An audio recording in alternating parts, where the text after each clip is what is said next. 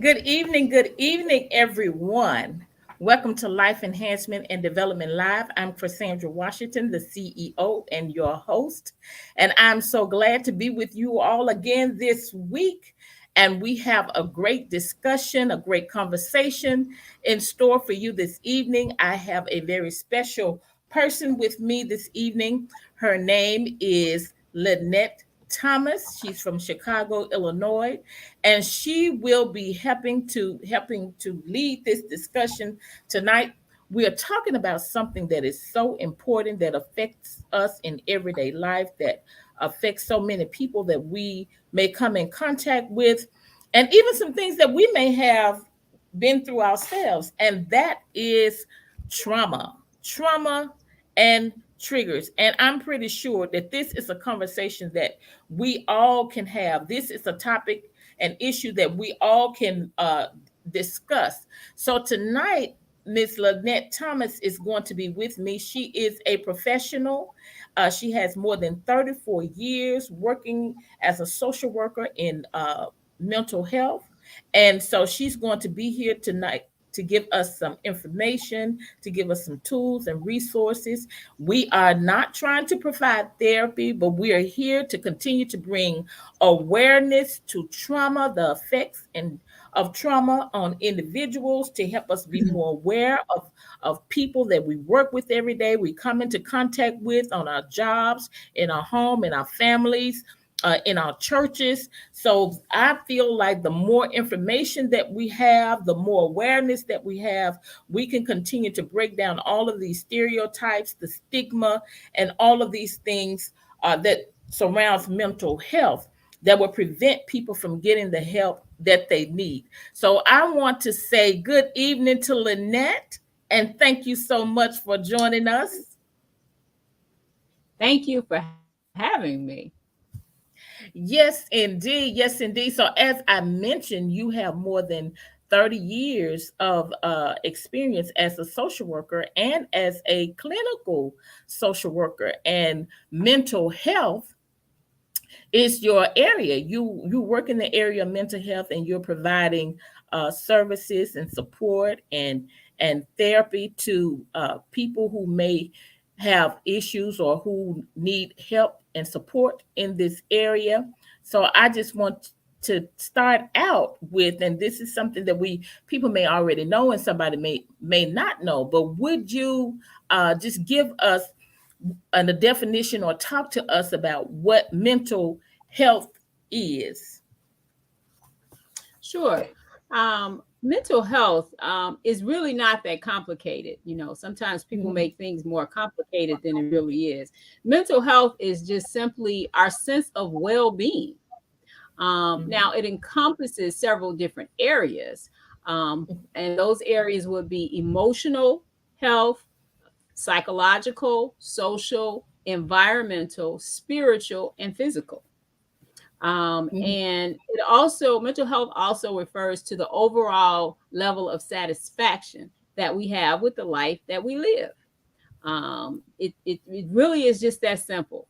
Now, of course, it is complicated, but when we talk about mental health, it's just that our overall sense of well-being, and we look at all those different areas to kind of Yes, determine, where we are in all of those different areas. right. It affect, mental health. It affect every part of your life, every Yes, part of yes. you, every And area. it is essential to quality of life. And it affects how we think, how we feel, how we act, how we relate to other people, how we manage stress, how we make choices and decisions. And positive mental health helps us to just function effectively on a daily basis. When our mental health is good, we're functioning well on a daily basis. We're having healthy relationships. We're able to adapt to change, cope Hmm. with adversity, and we're resilient. When we have positive mental health, we have more resiliency. So Yes, that's I kind like of the. the mission that I operate in.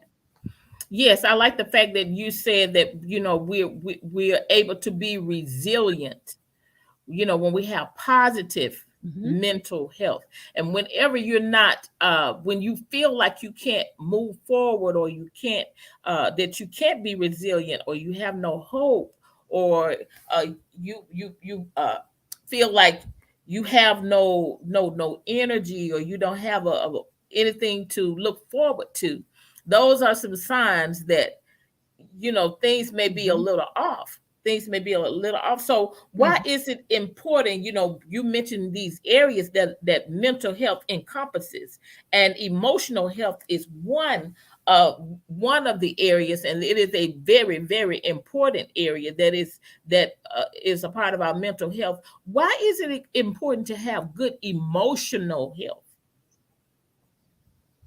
Well, because our emotions are very much a part of who we are. Mm-hmm. We experience emotions throughout the day. Mm-hmm. However, it's important to understand what emotions you are experiencing on a regular Mm-hmm. basis, and we can't always live our life based on emotions because they're fleeting, they're up and down and Mm-hmm. all around. And so as we're living our lives, we have to have some sense of stability and grounding in terms of our emotional health. That doesn't mean that you don't experience the emotions, but it's just that you Mm-hmm. can't live in the emotions. And if your emotions are constantly up and down, or if they're Mm-hmm. way down or way up, or way here or way there, that's a signal that perhaps your mental health is not where it needs to be. And so that's why it's important to understand, if people are dealing with, whether it be depression or anxiety, all of those are emotions, and make up the mental health. But if you don't tap into that, you miss an important part. You miss an important part. Exactly. Very much so. And that awareness, self-awareness is so important too, because we we need to know ourselves. We need to be in tune with ourselves, and talk a little bit about that self-awareness, how important that is. Well, self-awareness is so important because we don't, as much as we might think, and especially in the last 2.5 years, at least in 2020, 2021, we were on lockdown, isolation, but we really don't exist in a vacuum. We exist with other people, we interact Mhm. with other people. And so it's important to know what are you portraying, understand how are you, what are you giving off, what are you putting out there. Mhm. And the only way to really truly know that is to go inside, to be introspective, to, as Mhm. I say, look in Yeah. the mirror, and what do you see? And understand it. And sometimes it's not pretty. Sometimes when we look in the mirror, what we see is not, what we want to see, but it is what it is. And so being self-aware of who you are, what you are, your experiences, and how all of that contributes to, how you function and how you relate to people is just critically important. Yes, indeed. Doretha Paul, thank you so much for joining us. Thank you so much. And you all feel free to engage with us. We want to hear your thoughts. If we want to hear, if you have questions for Lynette, please type your questions in the chat. Like I said, she is a experienced person in this field. She's a general. She's been at it for over more than 30 years. Jamie Washington, thank you. Good evening. Yes, we're so glad you got the chance to join us today as well. So, when I open up, I mentioned about trauma. This is what we're going to talk about tonight, because we want to take control of our mental health. You're the person who has to take control of your mental health. So, Lynette, tell us what trauma is, in some ways in which a person may experience trauma. Wow. Again, I think it's important to keep things real simple. And the Yeah. working definition for trauma that I use is that it's a powerful emotional response to a very disturbing, unexpected, distressing event or series of events. So there's some key words there. Um, a powerful emotional response, because we are all different and we experience things differently. Not everybody reacts emotionally intensely to the same things in the same way. Yeah. And so you what I have come to see over the years is that different people have different experiences, and this it can be look the same, like it's the Mm-hmm. same experience, but not everybody is traumatized by that experience, because it all Right. depends on how you respond to that experience. Was it an Mm-hmm. emotional response? Was it an intense Yeah. emotional response for you? Mm-hmm. And so, um, I think that that's important to recognize. When I work with clients, I always ask them, what do you consider to be your trauma? Because everybody doesn't consider the same things, the same experience. What I may think was their trauma, you come to find out is something totally different in their experience. um, Mm-hmm. Trauma often involves, when you think about various experiences, when people have experienced trauma, these key elements here. And it may be some of these, but loss of control, betrayal, abuse of power, helplessness, pain, sense of loss, or the threat of harm or death to yourself or other people. Mm-hmm. And so trauma usually, there are many experiences. We know about a lot of them. Of course, we know about physical, sexual abuse, but also emotional abuse. That can be considered a trauma. Mm-hmm. We know about domestic violence, community violence, and not just being a part of domestic violence or being a part of community violence, but witnessing, and just being in an environment where those things are occurring. Mm-hmm. um, you know we also talk a lot about traumatic grief. um, and our experience with COVID has been an example of that. Mm-hmm. Traumatic grief in terms of, yes, people being killed, or dying suddenly, or those types of things. But we've all, in some way, shape, or form, we've all experienced traumatic grief with COVID, because it's been so Mm-hmm. pervasive.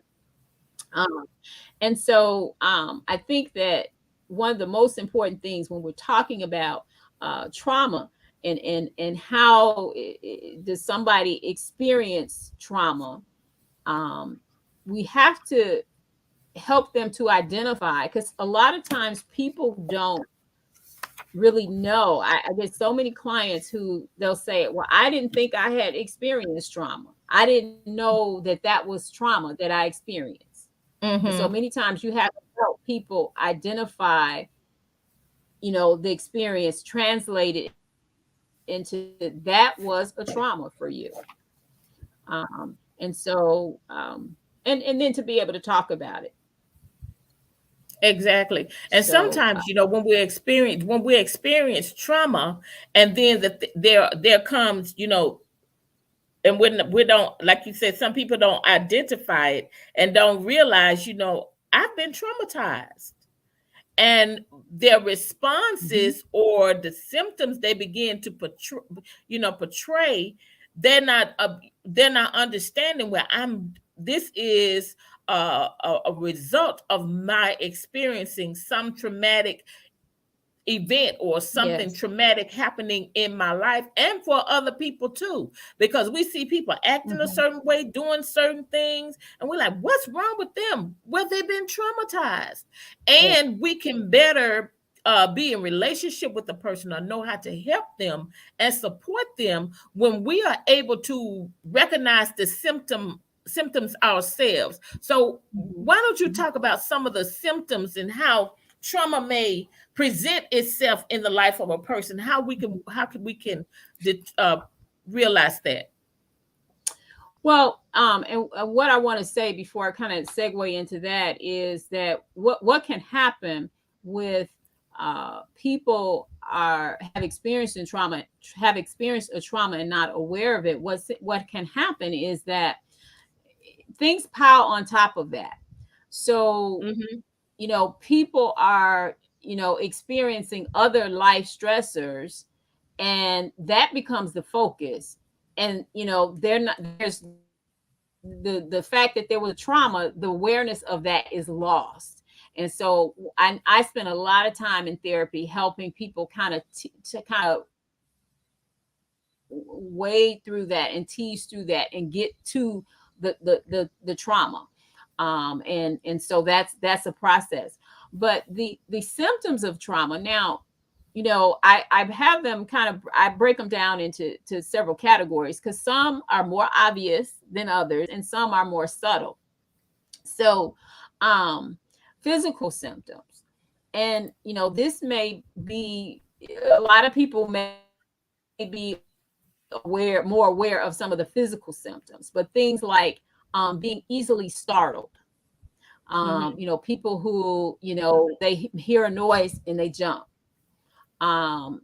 Being hypersensitive to personal boundary violations. Now, what that means Mm-hmm. is people who can't, they don't like to be touched. They don't like you in Yeah. their personal space. Okay. Um, Things like just being really tired and fatigued. Things like a lot of somatic complaints, upset stomach, headaches, those kinds of things. And also what we call hypervigilance. And that's people who are constantly Mm-hmm. scanning the room, constantly looking for danger, on the lookout for danger. So those are some of the physical symptoms. And then there are cognitive symptoms. Now, some of these may be um, not as recognizable, if you will, Mm-hmm. but things like a lot of what we call intrusive thoughts, or visual images, or re-experience the trauma, flashbacks, people having nightmares, and uh, a lot of times that have trauma will lose memory. They have memory loss, Mm-hmm. um, difficulty focusing and concentrating. And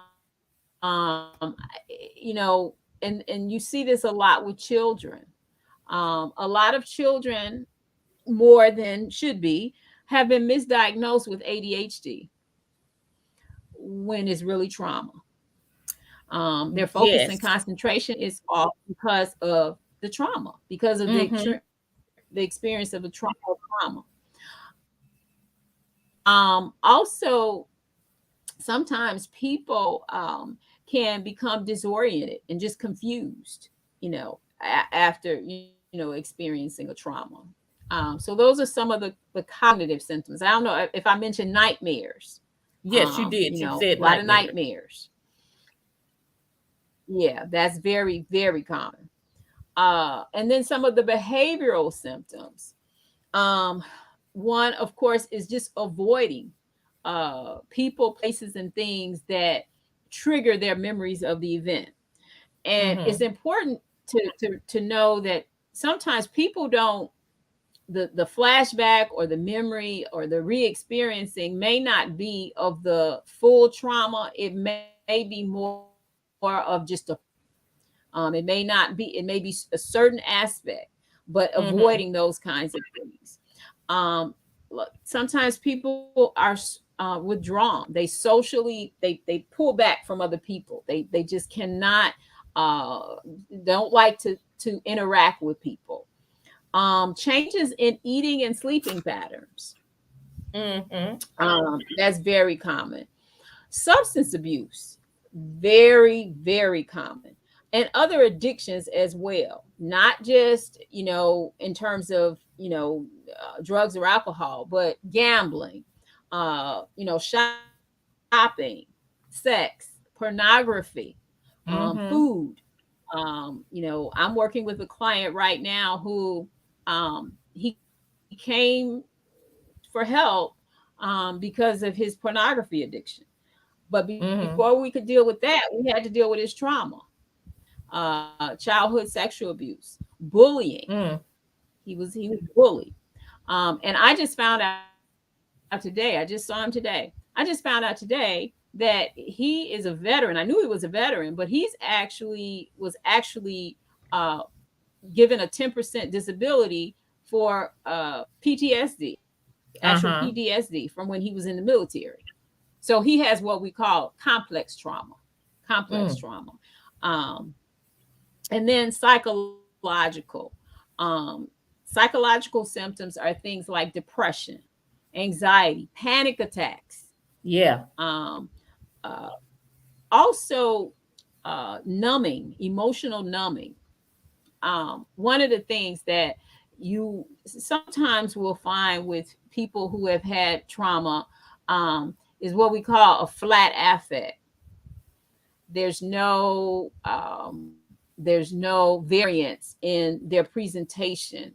They just kind of they're here. They're just Mm-hmm. flat. There's no up or down. They just present in Mm-hmm. terms of how their voice tone, and not smiling, maybe not tremendously sad, but it's flat. It's restricted. That flat restricted affect. Also, guilt and shame. That's a big one. um, Mm-hmm.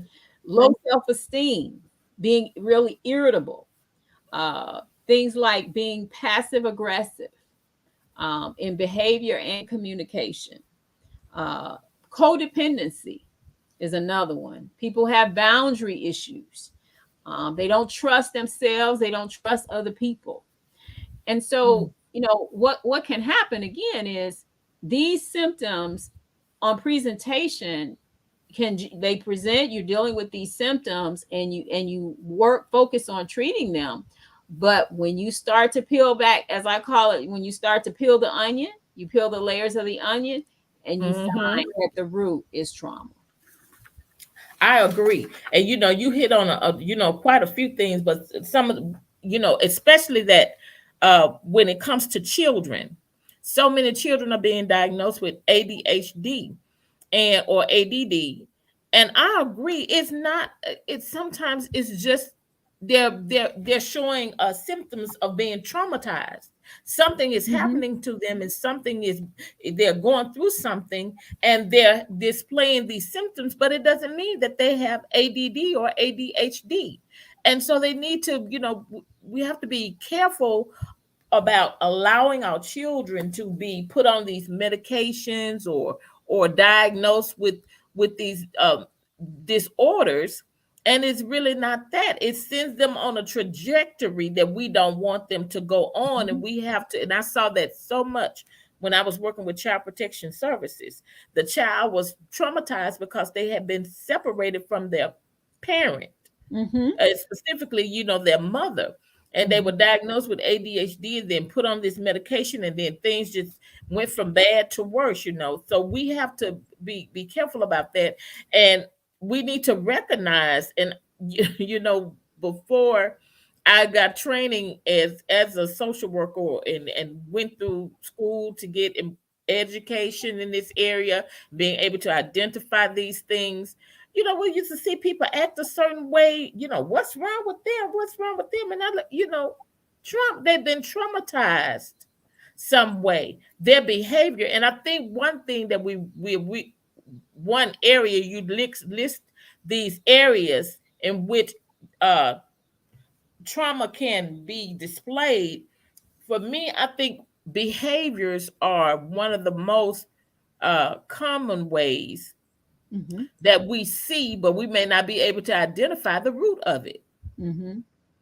And I think that's why it's so important that we understand trauma and the effects of trauma, and so that when we interact with people in daily living, that we're able to we're not saying you can make a diagnosis, but just a red flag to let you know that something is going on in that person's life, or something has happened in this person's life that they were not able to deal with in a positive way. And even in our own lives, Mm-hmm. when Mm-hmm. we experience something, as you say, and something unexpected, death, the Mm-hmm. loss of a relationship, divorce, the loss of a child, the loss of a close friendship, the loss of a job, income, anything, Mm-hmm. all those things can be a traumatic experience, and cause, Because and if the person does not uh, have the tools or able to respond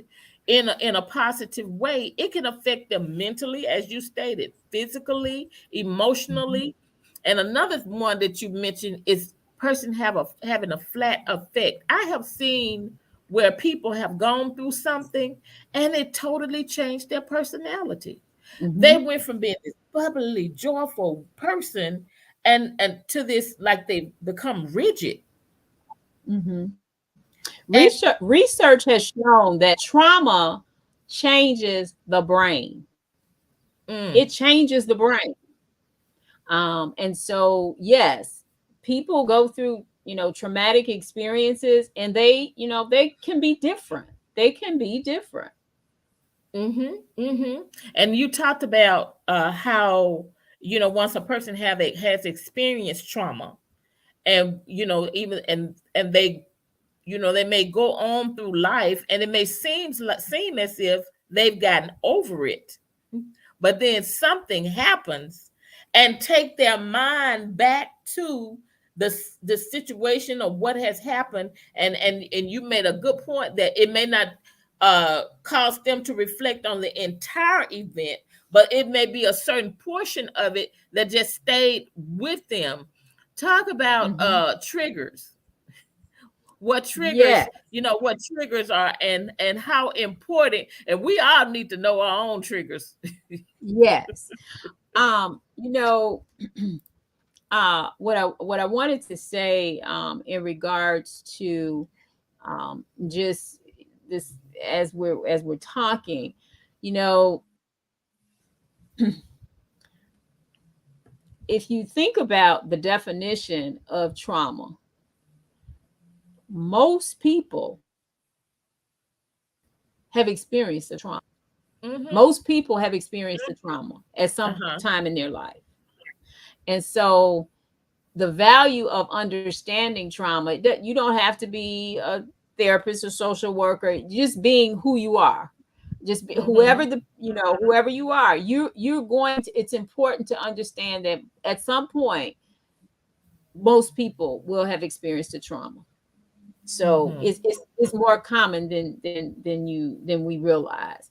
But some of the triggers, or when we talk about a trigger, what a trigger is anything that sparks a memory or a thought of the trauma or a part of the trauma. And that word anything is significant, because you'd be surprised. And what happens is memories and thoughts, they come back about the trauma, they come back without warning.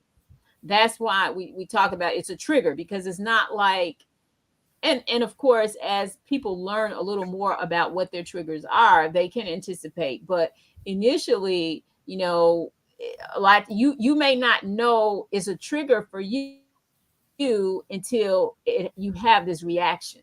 Okay. Mm-hmm. And so what happens is that these thoughts come and they can't be stopped.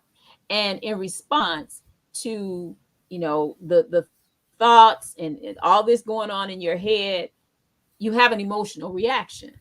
And Mm-hmm. also, for many people, it's not just emotional. Many people, when they're triggered, they have physical reaction as well. Yes.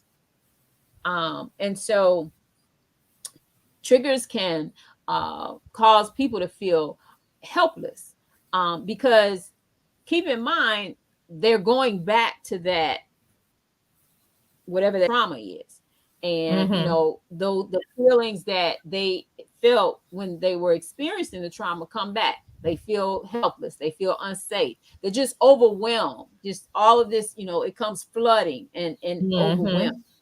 Mm-hmm. And so the mind perceives the trigger as a threat. Um, Mm-hmm. and so it's what do we do when we're threatened? It's either fight or flight. And so um, it's like, okay, a wall is going to go up. I got to protect myself. There's a threat. I've got to protect myself. And so people will, do all kinds of things and that's a lot of the work in therapy, is helping people recognize triggers and then to be able to cope with them when they do happen. And some of them can be avoided, but sometimes they can't be avoided. Um, Mm-hmm. and triggers also fall into two categories, what we call internal triggers and external triggers. An external trigger, of course, is something that is happening on the outside, a loud noise, Yeah. things like the smell of a cologne. Someone has been sexually assaulted, and the smell that the perpetrator wore. You know, there's so many different things, but they're external. They're things that are happen in our environment that trigger us. And then an internal trigger is more of a feeling.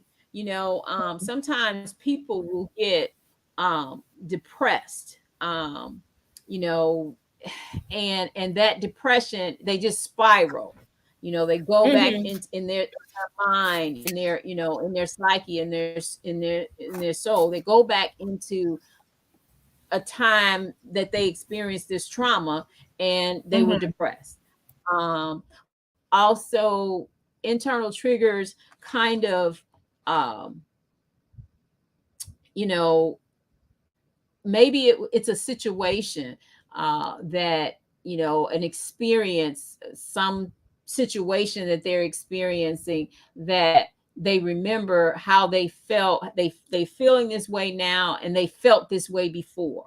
And so that can be a trigger. So trauma triggers it's really important to identify them and to understand them. And the other thing, in when you're working with people who are experiencing triggers, they have to learn how to reassure themselves that you're not re-experiencing the event, even though in your mind, even in your body, you feel like you are, but you're not. And so that's the key to helping people kind of get a handle and managing triggers. And it is a process. I've worked with people who have had trauma. It can take some years to really help people get, and it all depends, because of course come into play other factors. But generally speaking, if someone has had a traumatic experience and really has some significant trauma symptoms, they're not in and out of therapy in 2 or 3 months. It's a longer process, and sometimes people have to come back. People can be in therapy for a period of time, and then they have to come back, because what happens, Cassandra, is that as we go through life, as we go through the life cycle, and different things happen just naturally, we many times go back to that time that we were, went through this trauma, and we have to do some reworking to rework through some of these things. Things like having children, getting married, deaths. For instance, you experience a death of someone some years ago, a traumatic, and then another death. And so you have to go back you go back many times to that place that you were previously, and you have to, rework and come back through to deal with the current situation.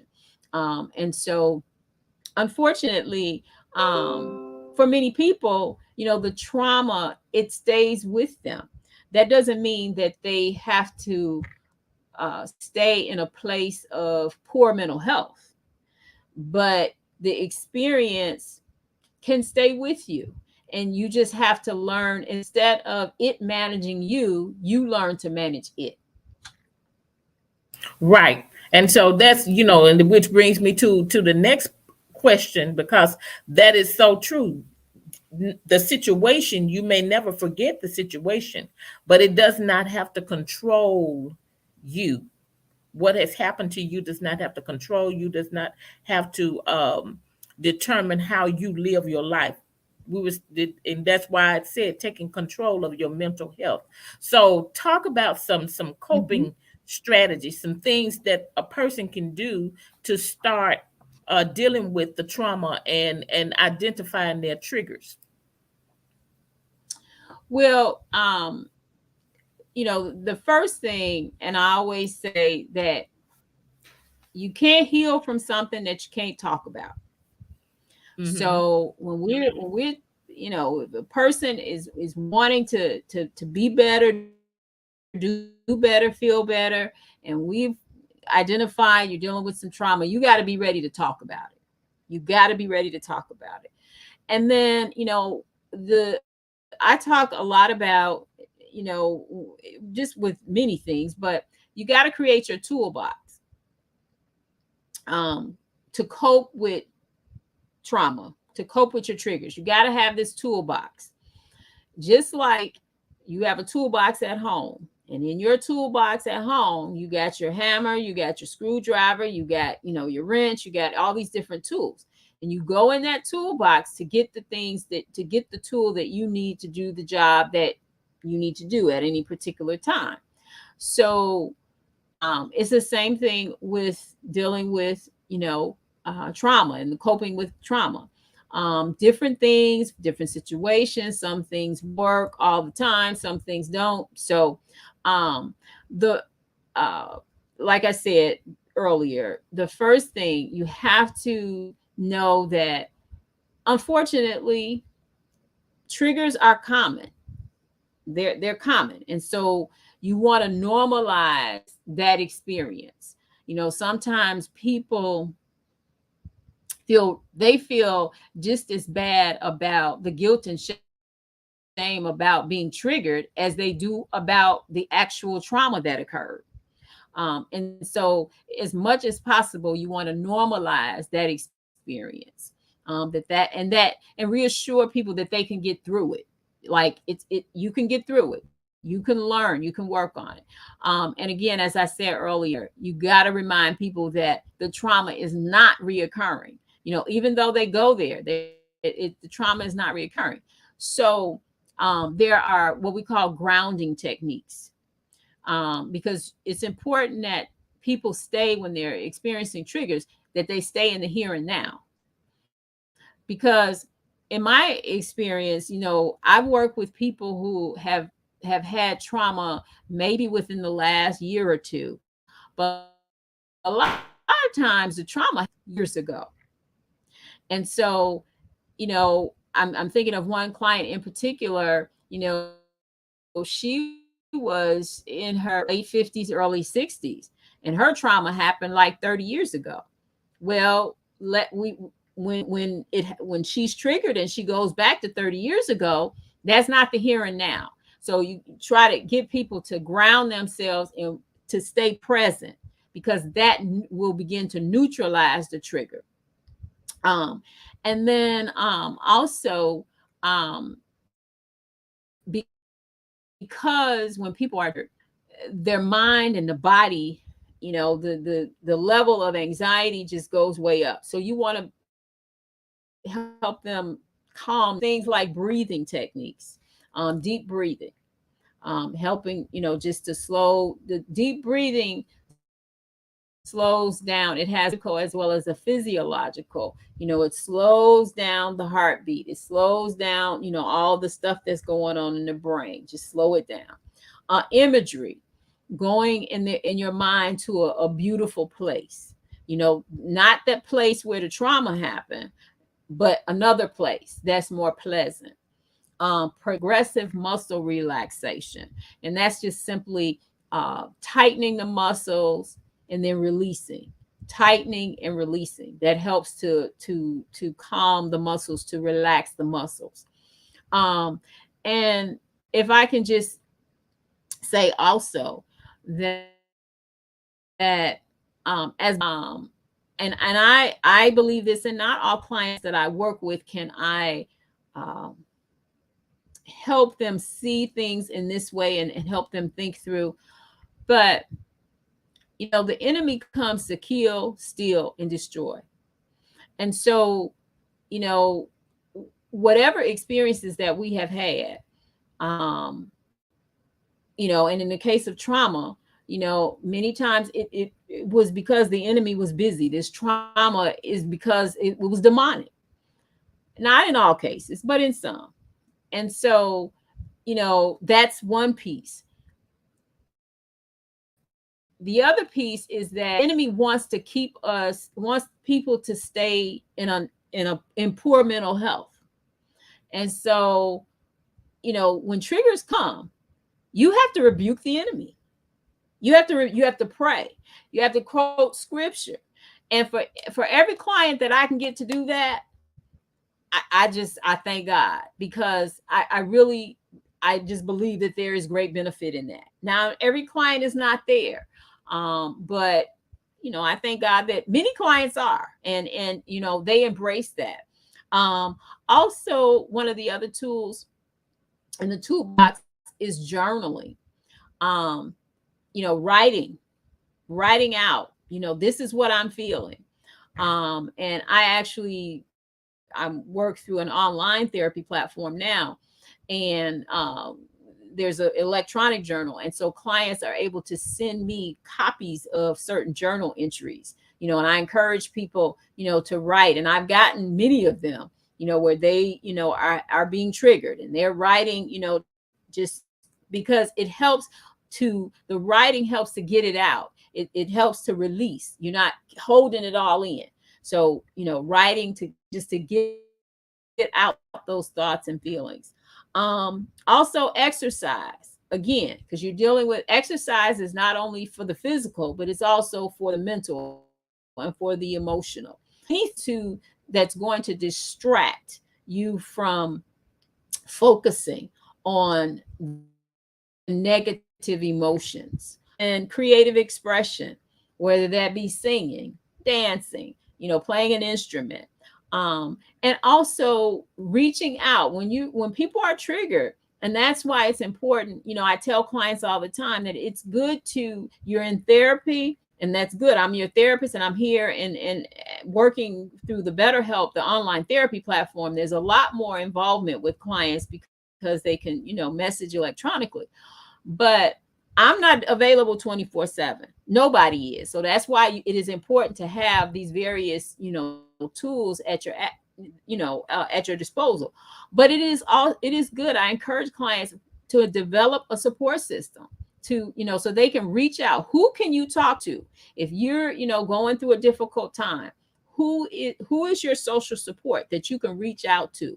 And it could be anybody. It doesn't have to be a professional. It can be anybody that, the client is feeling like, they can get some support. So anybody that understands kind of, what they're going through. So those are, some of the tools that go in the toolbox, if you will.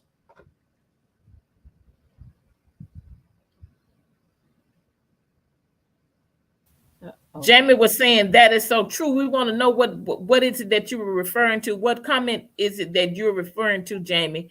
And also you as well, Doretha. What tool stood out to you? Type it in the comments. What tool in the toolbox stood out to you?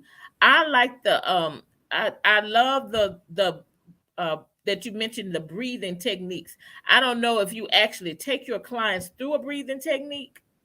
Do you, Lynette? Mhm. Can you take us through Yes, one of the breathing tech? Yes. So just take us through one of the breathing techniques you would take one of your clients through. okay. It's just real simple. Um, now there are ideal situations for doing breathing techniques. Hmm. They can still be effective when you're not in the ideal situation. So the ideal situation is for you to be sitting, and for you to be in a somewhat darkened room. Hmm. But it's simply, and I'm going to talk it and then I'll demonstrate it. Hmm. It's simply, you want to breathe in through your nose, you hold it for a few seconds, and then you breathe out through your mouth. And you know that you're doing it right when the diaphragm goes up and down. Hmm. So here we go. Okay, we're breathing in.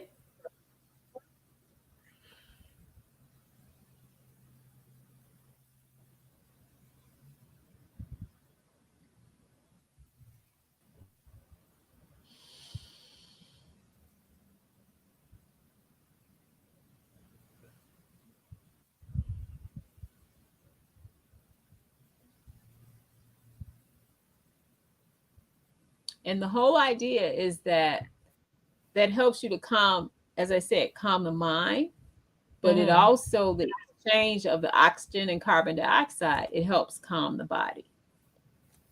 Wonderful, wonderful. Janice Mitchell. Well, Jamie says she liked the tool about journaling. She says she uses it with it's when she's counseling youth and teenagers. Janice Mitchell says that she loves journaling for herself. She loves journaling, writing things down, and it does for some reason when you begin to write things down, it really helps your perspective of the situation. It does help you to identify what you're feeling, what you're thinking, and then you can go back and read what you were feeling and thinking, Yes. and then think about the situation. It kind of helps you to get a perspective of yourself, even a perspective of how you are responding when that trigger happens, and how often you are reliving that in your mind. Hmm. And Oh, uh, journaling is really good to be able to, go back even over months, and see kind of your growth. mm-hmm. How you dealt with a particular situation here, and then a few months later, how you dealt with that same situation. So it really helps, that provides a tracking, if you will. I Yes, saw another comment about the yes, empty chair technique. yes. Janice Okay. Mitchell. Now, Mm-hmm. I'm not familiar. I probably know what that is. I probably call it something different. Janice, can you give us just a quick synopsis of what the empty chair technique is that you use? I think Janice is also a counselor, a counselor as well. But all of those things, and you were talking about meditation, you was talking about prayer, and last week we did an exercise on affirmations. And I think it is so good that when things come into your mind and something happens and trigger emotions and thoughts, that you have something, that you have a strategy in your toolbox that will allow you Mhm. to say something, to speak out loud against that thought, or that how that trigger is stirring up your emotions. Janice Yeah. says that the empty chair technique, when you talk to the empty chair as if Okay. you're Yeah. talking to the source of your trauma. Yes. Yes. Yes. Doretha Yes. says she likes meditation. Meditation is a good technique. And Janice says it's letting your feelings out to that person. Although um, Yeah. that Yes. person yeah, and I think I've heard that being used with a person, with people who may be holding on to some traumatic experience that has happened to someone who has moved on, or has died, and you're not able to speak directly to that Mhm. person, but the empty chair technique can help you uh, be able to get that image in your mind as if you're talking to that person. Mhm. So The I other think thing that that's I a do, good thing too. the other thing that I do a lot of with clients is letter writing. Hmm. You know, people, and this is not just with trauma, just across the board, but sometimes, you know, writing a letter to someone, the goal is not to necessarily send the letter. The goal is for you to say what you need to say to that person. And Hmm. many times I've had clients write letters to people who are deceased. So they'll never read the letter. But the goal of writing the letter is for you, the individual, to get out your thoughts and feelings, what you want to say to that person. And then sometimes people decide to actually send the letter if the person is still living, and sometimes they don't. But the writing of the letter is really for the individual to get out those thoughts and feelings. Exactly. Uh, and I also like the exercising piece. I remember once when I went through a situation that um, affected me emotionally more than anything. I would go to the park and I Mhm. would sit in the park in just peace and quiet, and allowed myself to reflect on how am I. And sometimes we try to suppress the emotions, and not really confront our feelings and how we feel, because sometimes we feel like we're not allowed to feel a certain way, that we shouldn't feel a certain way. But I think when we suppress our emotions to the point that we don't allow ourselves to acknowledge that we feel a certain way, be in denial about them.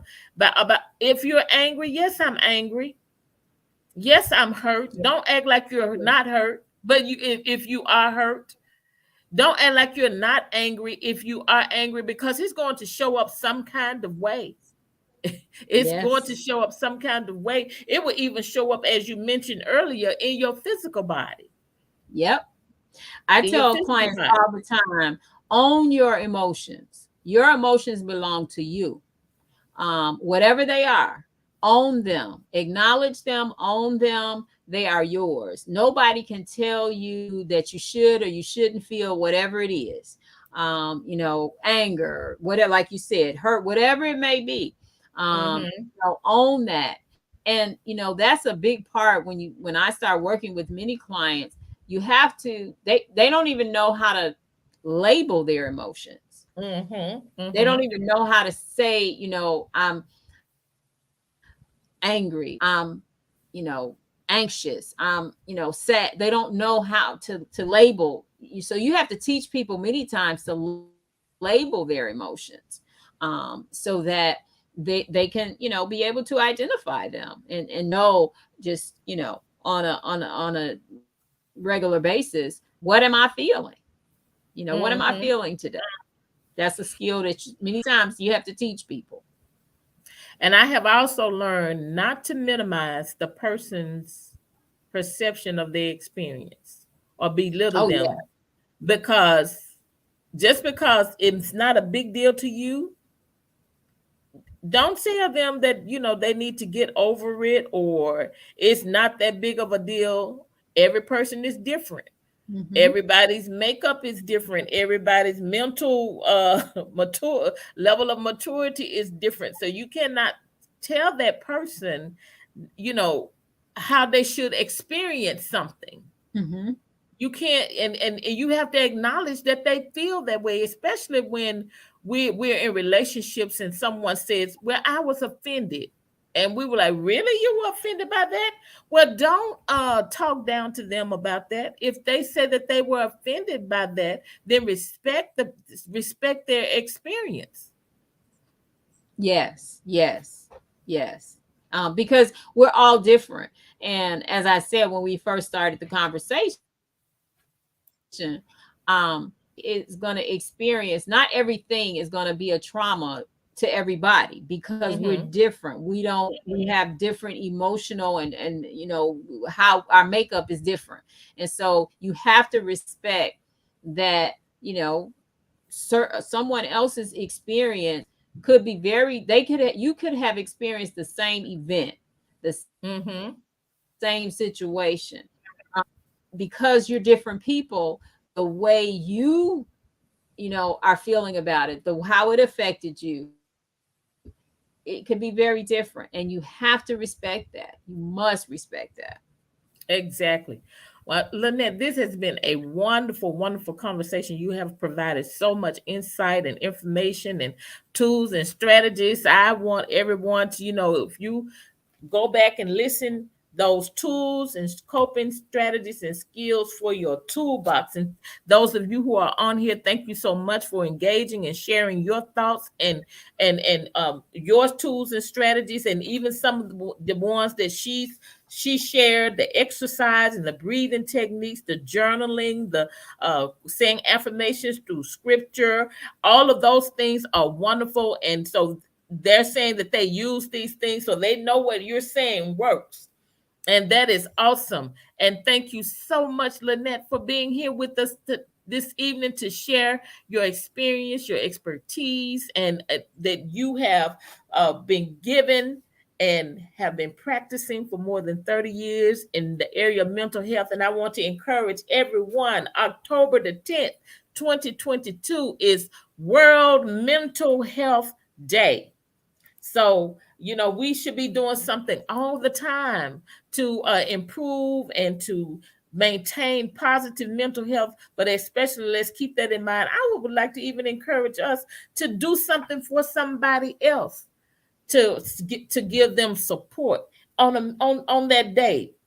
Whatever, whether it's a business or organization, a family member, a friend, let's do something to support each other in having positive mental health. And remember, you are the one who are to take charge and take control of your mental health and your well-being. Well, Lynette, thank you so much for being with us this evening. Thank Thank you you for so much. having me. Thank you for It having was wonderful.